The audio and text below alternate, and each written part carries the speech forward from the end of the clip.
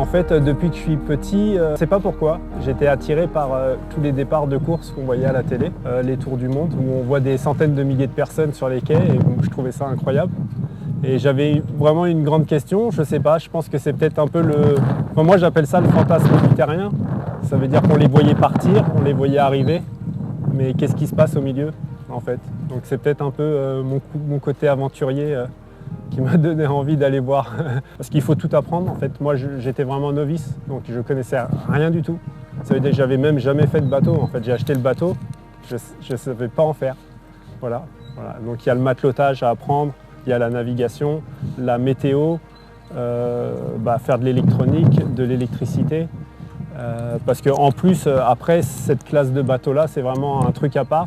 Ça veut dire qu'on navigue vraiment sans assistance, sans communication et sans contact avec la terre. Voilà. C'est pas, en fait, être skipper, c'est pas évident.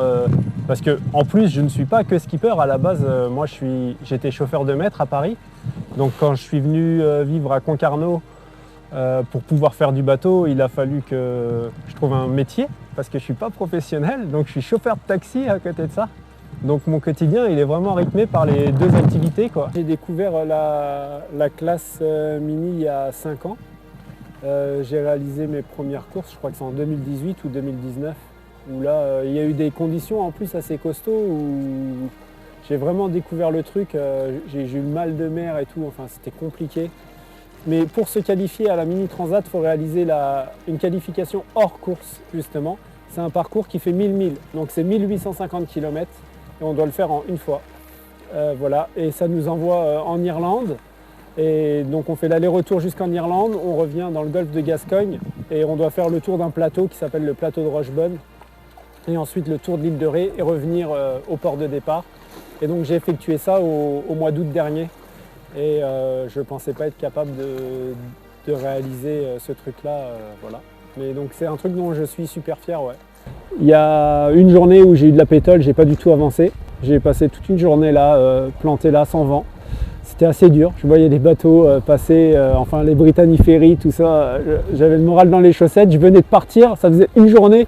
Et je me suis dit, mais qu'est-ce que je fais là en fait? J'avais juste envie de rentrer, quoi. Et puis quand le vent est revenu, j'ai fait demi-tour. Et puis j'ai revu cette bouée où j'étais passé et je dis non, c'est pas possible, qu'est-ce que les gens vont penser de moi en fait en rentrant? Et j'ai dit allez non, mets-toi un coup de pied aux fesses et vas-y. Et donc là j'ai fait tout mon parcours.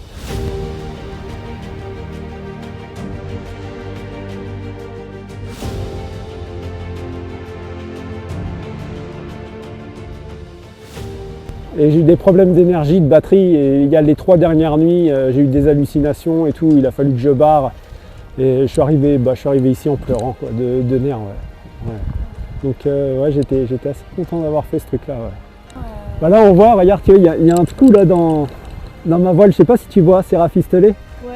Et en fait, pendant le parcours, j'ai déchiré ma voile. Et donc en plus j'étais super long au large. Voilà, j'ai fini mon parcours comme ça, avec un tout petit bout de voile pour pas qu'elle se déchire plus, quoi. J'ai eu des hallucinations avec la fatigue. J'ai discuté avec une dame dans mon bateau qui n'était pas là, quoi, forcément.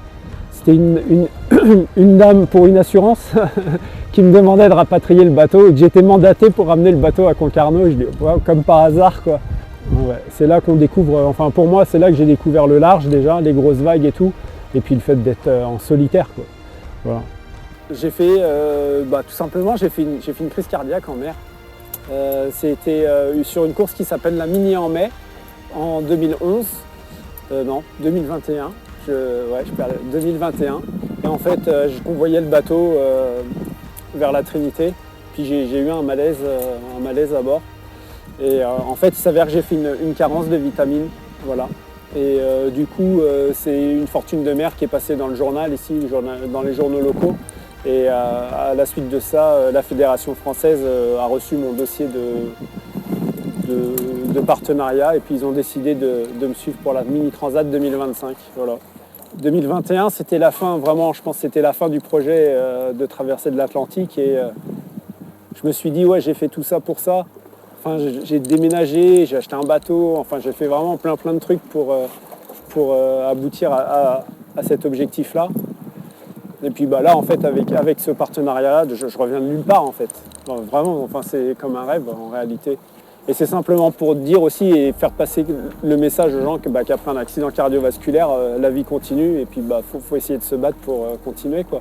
Voilà. Et faut juste prendre les médicaments et vivre normalement, faire du sport beaucoup et manger sainement.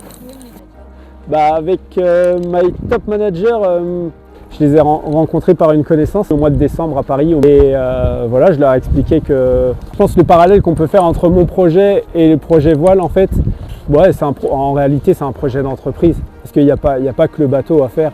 Honnêtement, il y a tout ce qui est gestion de projet, la gestion d'un budget, tout l'aspect matériel à gérer, la logistique. Pareil par rapport à mon histoire avec la Fédé Cardio, c'est bah, même si tu as un pépin, enfin, je vois moi les entrepreneurs, si c'est difficile, bah, faut pas lâcher l'affaire, sinon tu n'y arrives pas, quoi. Et toujours, toujours avoir envie d'aller de l'avant malgré les coups durs. Voilà. Je pense qu'on s'est un peu retrouvé là-dedans, qui est pour My Top Manager plus le monde de l'entreprise. Et en fait, on a fait un parallèle comme ça, je pense, qui est intéressant. Ouais.